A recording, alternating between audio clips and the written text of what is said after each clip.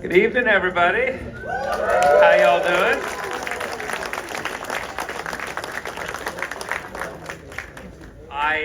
I want to first welcome you to the movie theater, and we couldn't be more happy to have Movie as a partner. I'm a huge fan of the service, and they've been great supporters of the festival. And if you are not a Movie subscriber, please do so. Just not because they're a sponsor, because it's the right thing to do for you. All right. So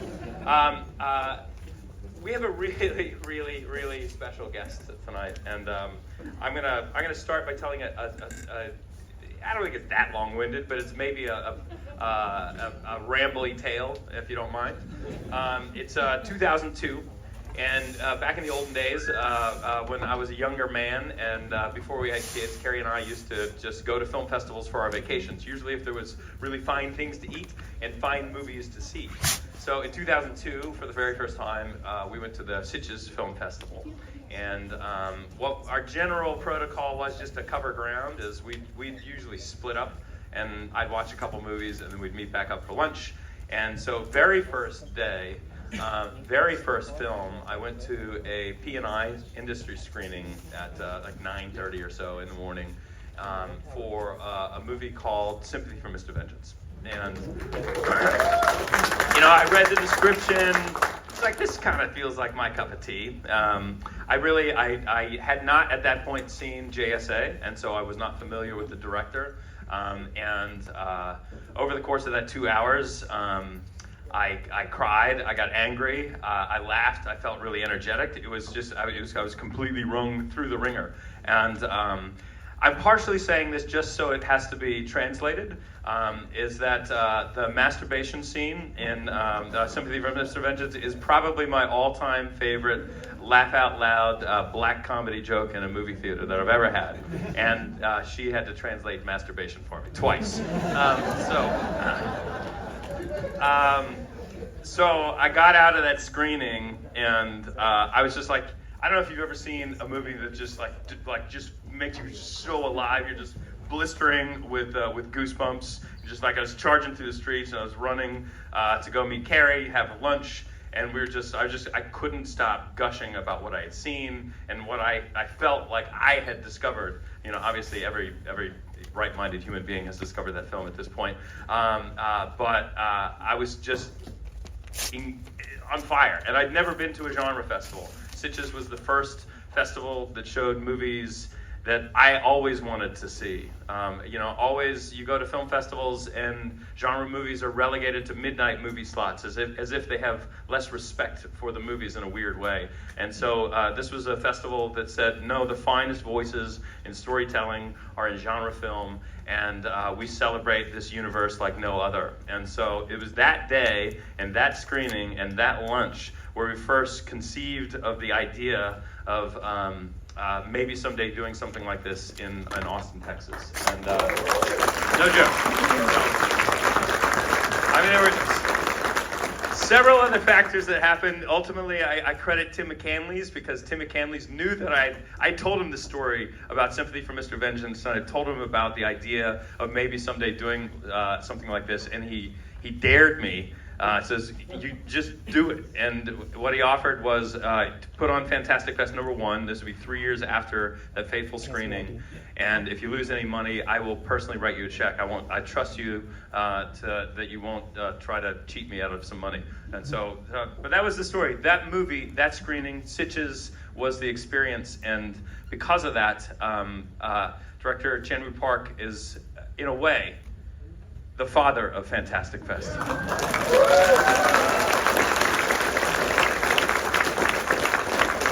And Director Park, would you want to come down, and we actually have a little token of our appreciation that we're going to give to you, and I'll explain the significance and the power of what you're about to receive. Thank you. Do we have somebody that could possibly bring us a little something from outside? I don't know if there was triumphant music maybe supposed to keep. Special award coming. Okay. Okay, so this is what we're known. So in Spain, this is what's called a mafio. This is a pregnant pause that's a little bit embarrassing, but it's all in service of the great. Oh, there they are. There's. So this is for you. These are our wrestling powerhouses. So. This is a champion wrestling belt. And I don't know if anybody knows, do you guys read the fine print when you sign documents and contracts and things?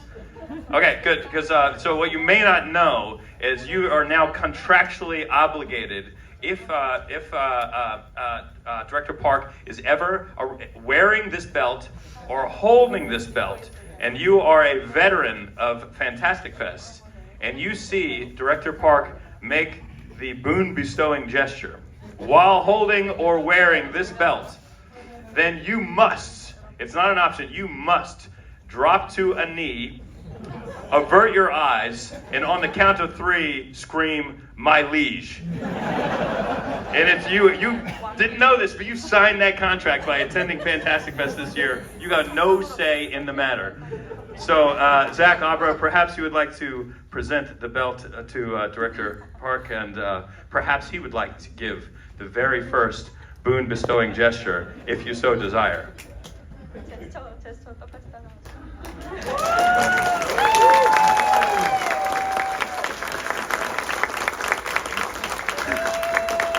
Would you mind maybe just hold that in one hand, and with this hand, make this gesture?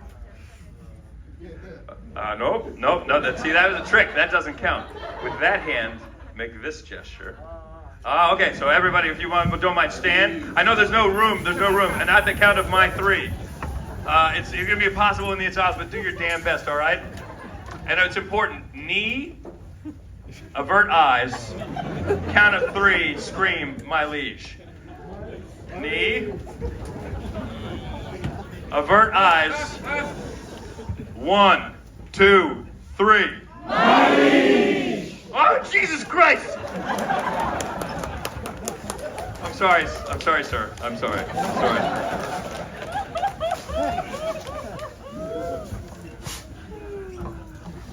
I have no idea if you want to say any words or you just want to get out of the theater as quick as possible.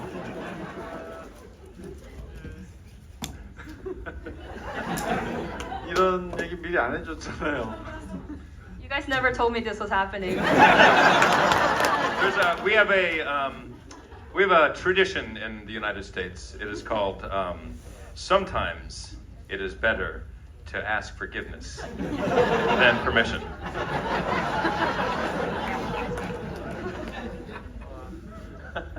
한국의 다른 친구 감독들이 이 영화제에서 뭐 이런 상 준다는데 갈까요 말까요라고 나한테 묻는다면 내가 뭐라고 대답해야 될지 지금 벌써부터 고민입니다. If other directors in Korea ask me if I should attend this festival and I have to describe what you have to go through to receive this award, I don't know what to tell them. You just wait. The next time you're walking down New York City with that belt, waving at people and the power that you wield, I think you'll say the right thing. 이 얼떨결에 받긴 했는데 오늘 찍힌 사진들이 인터넷에 퍼져나갈 생각을 하니까 벌써부터 땀이 나네요. I mean, I received the award, but imagining how this will be spread on the internet and everyone will get to see it, I'm sweating already. Well, this is not just a celebration of what I truly believe to be the fundamental founding moment of the festival, was celebrating your work. We're also here to celebrate your absolutely stunning, wonderful new film. So maybe we should segue out of awkwardness into current celebration. So, no, I didn't do it. We're still in awkward, aren't we?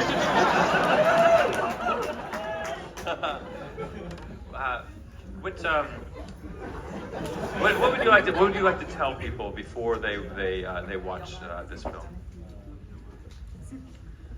예, 이 영화제에 어울리는 영화인지 좀 자신이 없네요. I'm not too confident that this is the right movie for this festival.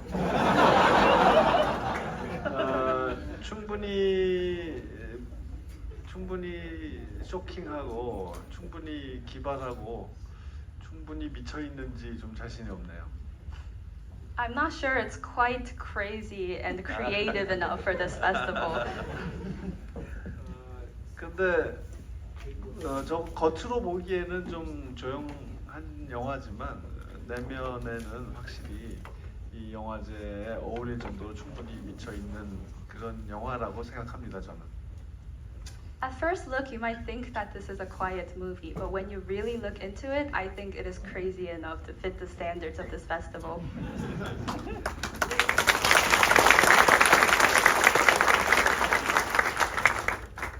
그리고 무엇보다도 좀 유머가 많은 작품이라고 제 작품 중에 그렇게 생각을 합니다. 많이 좀 웃으면서 즐기면서 봐주시면 좋겠어요. Most importantly, I think this is one of my most humorous films out of all my filmography, so I hope you laugh and enjoy while you're watching. 그 영화 보고 그냥 웃으면 되지 뭘 미리 이렇게 강요를 하느냐라고 물으실지 모르겠지만 그 제 이전의 영화들을 생각해 볼 때 좀 웃기는 장면이 나와도 이게 웃어도 되는 건가 하고 잘 적응 못하는 분들이 계셔서 미리 말씀을 드리는 겁니다. You might think it's strange that I'm enforcing you to laugh when you think it's funny. You can laugh if you think it's funny, but in the past history of all my films, people would look at funny scenes and aren't quite sure whether they should be laughing at it or not. Oh yeah, that's so true. I want to give Very you the true. permission in advance that you can laugh if you think it's funny. Okay, and I also something I think I'm most proud of this community that's built around Fantastic Fest is we are lovers of the greatest storytelling on the planet, and we like a little darkness around the edges, but we really truly celebrate amazing, original, inventive stories. And I'm here to say that this movie fits exactly right in with Fantastic Fest, and I thank you for it. It's also, I think, maybe your funniest, but also maybe one of your heartbreakingly saddest films. So, yeah, all right. All right, we're going to be back for questions and answers after this amazing film. Thank you guys so much, and thank you, director, for enduring us. All right, thank you.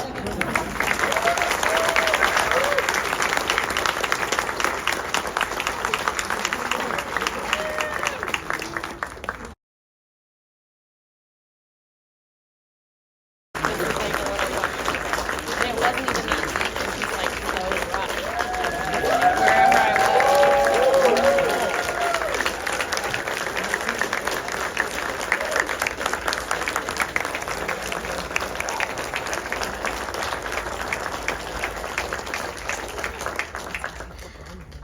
Thank you so much for joining us. This film, you won Best Director at Cannes for this film, and it's going to,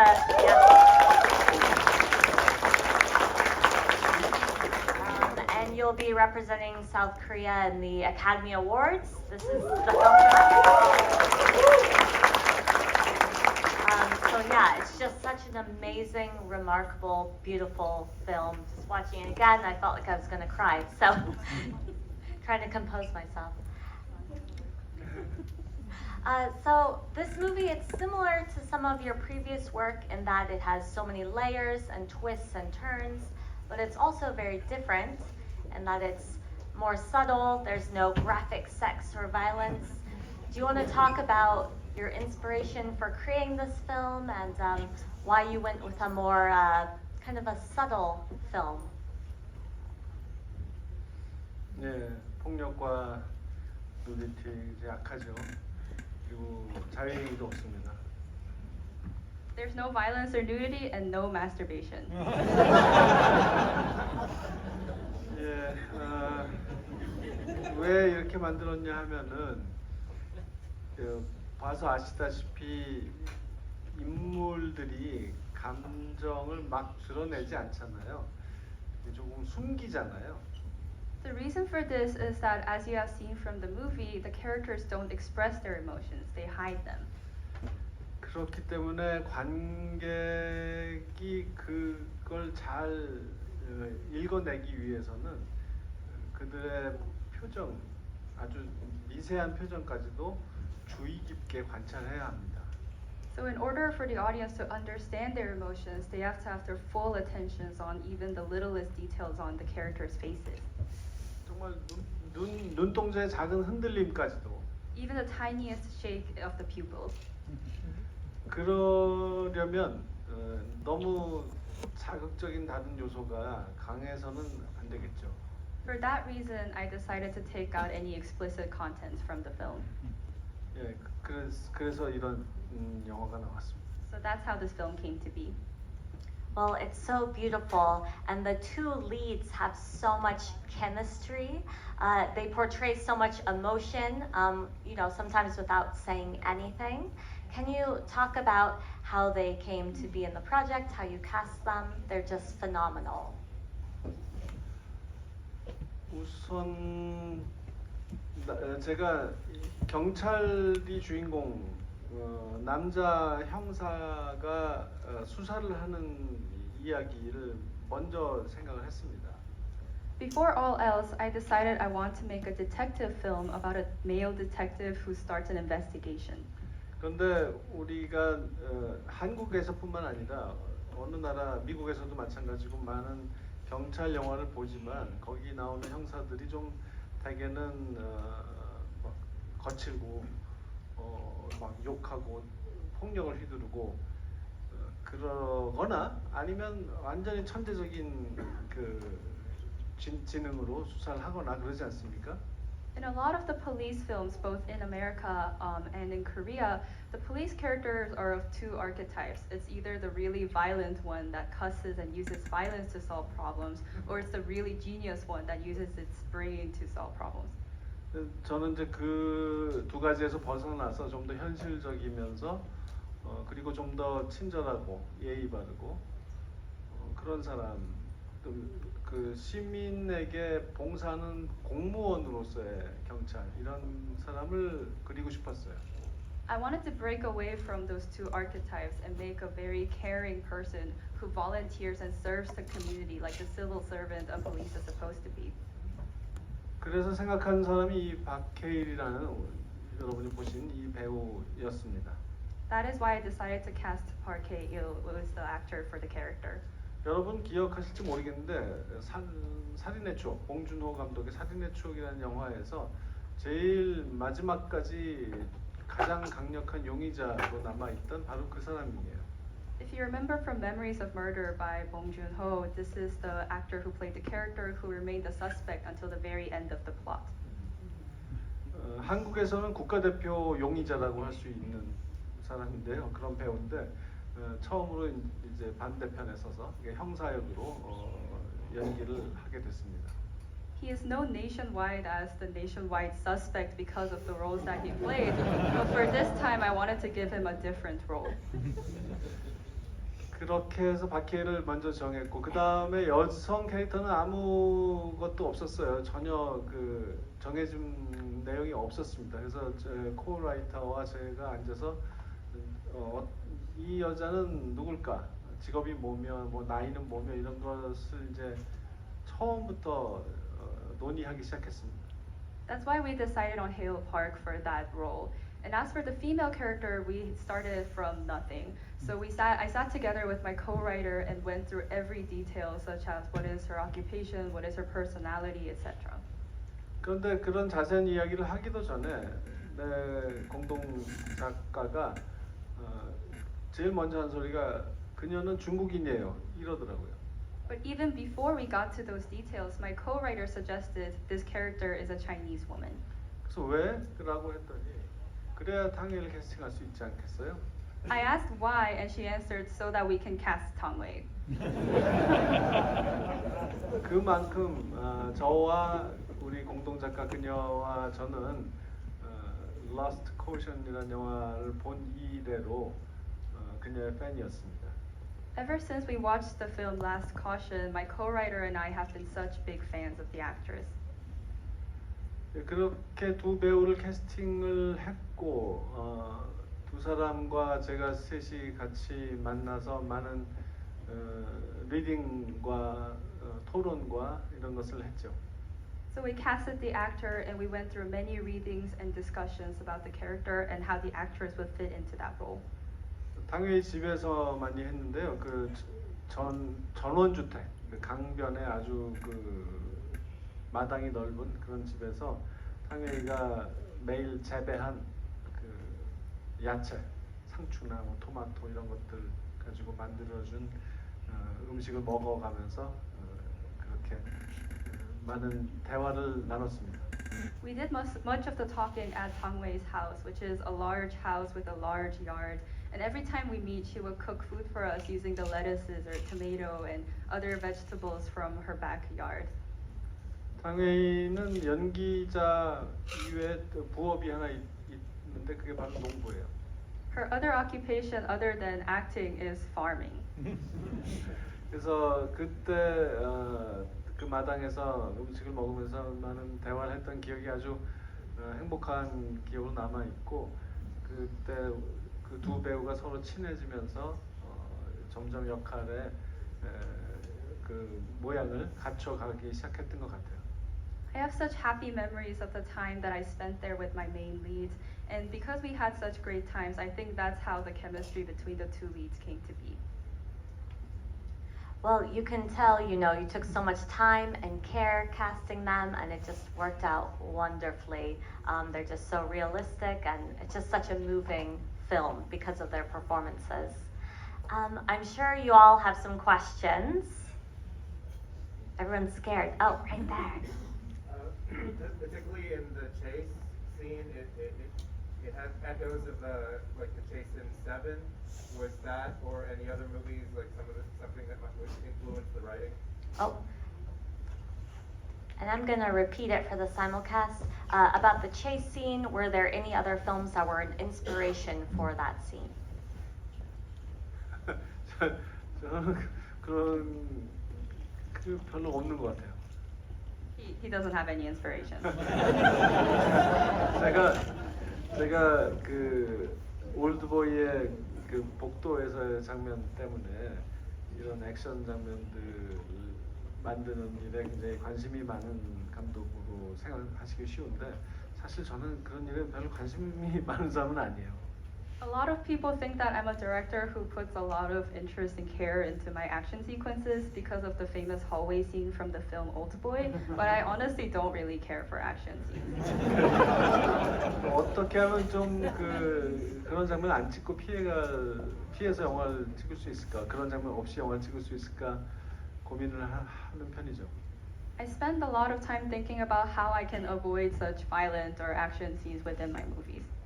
근데 제가 어쨌든 스릴러 장르의 영화를 만들다 보니 그런 장면이 가끔은 필요하더라고요. But because I'm making a lot of movies in the thriller genre, the scenes become necessary. 그래서 하긴 하는데 그럴 때면 이제 어떻게 하면 너무 힘들지 않게 찍을 수 있을까 그런 생각을 먼저 합니다.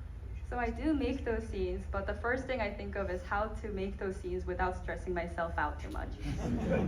그러니까 이제 그렇게 유명한 뭐 액션 시퀀스나 체이싱 시퀀스를 그 유명한 영화들이 있잖아요. 그런 것들을 이렇게 따라하지 않게 되더라고요. 왜냐하면 그런 걸 따라하다 보면 정말 너무 큰 돈과 많은 시간을 써야지 겨우 흉내를 낼 수 있습니다. So that's why I try not to reference other big films with action sequences, because when you're trying to imitate them, you need a lot of budget and a lot of equipment, and I don't want to get into that. 근데 촬영 감독들은 참 그런 것들 찍기를 좋아해요. 그래서 제가 늘 촬영 감독들을 실망시키곤 합니다. But cinematographers, on the other hand, love those scenes, so I always end up disappointing them. Great question. Yeah, right there. From Sore's husband at the bottom of the cliff to the perspective of her parents' ashes to eventually the scene on the beach at the end, I was wondering if you could elaborate on the choice to have a visual motif of the scenes from the perspective of dead people or corpses and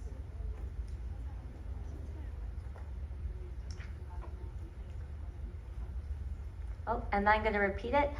What was your choice to have perspectives from dead people throughout the movie? 예, 저는 그것을 크게 그런 걸 무슨 이유를 많이 정해놓고 찍진 않았어요. 그냥 그때 제가 재밌다고 생각하는 방식으로 찍었을 뿐인데요. I don't really have big elaborate reasoning or intentions behind those choices. I always make choices that interest me the most at the moment.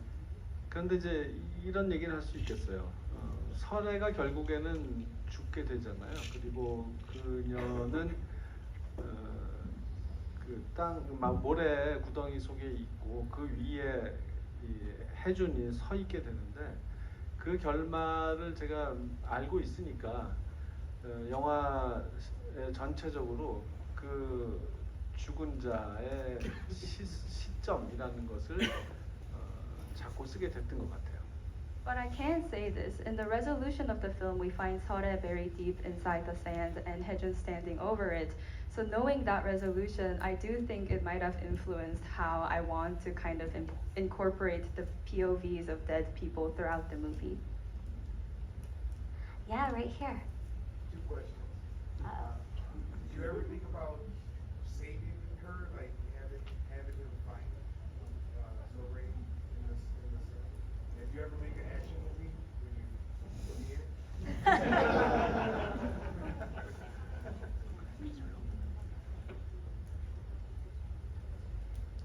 And I'll repeat it. Did you ever think about saving her at the end of the movie? And he would love to be cast in your next film. Action. 설애가 사는 것에 대해서는 한 번도 고려해보지 않았어요. 애초부터 정해진 그런 저희가 시놉시스를 쓸 때 이미 그렇게 결말이 지어져 있었습니다. I've never considered saving Sore. Ever since we wrote the synopsis, the ending has always been decided that way. 그 해준에게 있어서 영원한 미결 사건으로 남는다라는 것이 그 방법이 제일 좋다고 생각했죠. We thought that was the best way to make sure that Sore remains a forever unresolved case in Haejun's life. 그다음에 액션 영화를 제가 언제 찍게 될지는 모르겠네요. 만약에 찍게 된다면 그 캐스팅 공고를 낼 테니까 그때 응모해 주세요. I don't know when my next action film would be, but I will post a casting call, so if you're interested, you can look for it. All right, we have time for one more. Yes, right there in the back. Yeah. Thank you, director, for this intimate film. May I ask how you selected the song "The Mist" to be so central to the movie, and what interested you about it? So he says, thank you for this beautiful, intimate film, and can you talk about the significance of the song "The Mist" throughout the film?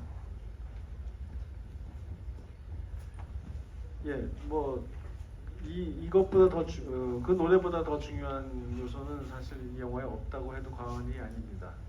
There's no element in the movie that is more important than that single song. 이 노래는 제가 어려서부터 즐겨 들었고 좋아하던 곡인데요.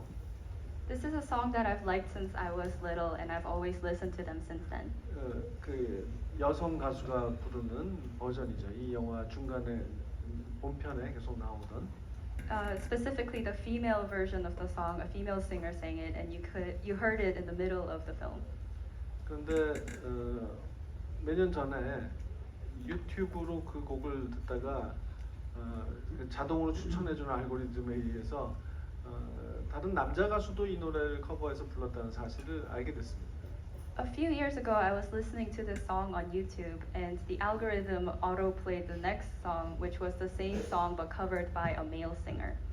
그런데 이 남자 가수도 제가 정말 우상처럼 여기는 그런 위대한 가수였어요. And this male singer is also someone I consider a hero of mine and I really like. 그래서 이 노래를 두 번 사용하는 영화를 만들고 싶다는 생각이 즉각적으로 떠올랐습니다. And instantly I wanted to make a film that incorporates both versions of this song. 한국 사람이면 누구나 아는 그런 여성 가수 버전으로 영화 속에서 자주 들려주다가 마지막에 남자 가수의 버전이 크레딧에 등장하는 그런 영화. You can hear the more well-known version of the song, which is what the female singer sings, and at the end of the film, you will be able to hear the male version of the song, which is not as well-known. 그리고 그 노래 가사를 음미해 보면 당연히 그 영화는 로맨스 영화여야 했겠죠. And when you think about the lyrics of the song, it had to be a romance movie. 그리고 그렇게 해서 영화가 만들어졌는데 지금 보셨다시피 그 여성 가수 버전이 영화에 계속 나오는 거는 그대로 제 처음에 생각이 유지됐고요. And that's how the movie was made. And just as in my original idea, you get to hear the female version of the song throughout most of the movie. 남성 가수 버전은 사용되지 않았습니다. And we did not use the male singer version. 대신 그 두 분의 가수 지금은 70대이신데요. 그 두 분의 가수를 모셔다가 새로 듀엣으로 녹음을 했습니다. Instead, we recorded a duet where the male singer and the female singer are singing. Now they're both in their 70s, and we used that in the credits. 그것이 이제 크레딧에 여러분 들으신 그 노래입니다. 그 노래를 녹음할 때 제가 현장에 있었고 그 섭외 그 두 분 가수분을 섭외할 때도 제가 직접 가서 했고요. 녹음할 때도 가 있었고 저에게는 정말 평생 잊을 수 없는 너무나 아름다운 추억입니다. I personally asked each singer to be a part of the movie, and I was also there when they recorded it in the studio. It is a very special and happy memory that will stay with me for life. Well, this memory is going to stay with us all for life. Thank you so much. It was such an honor.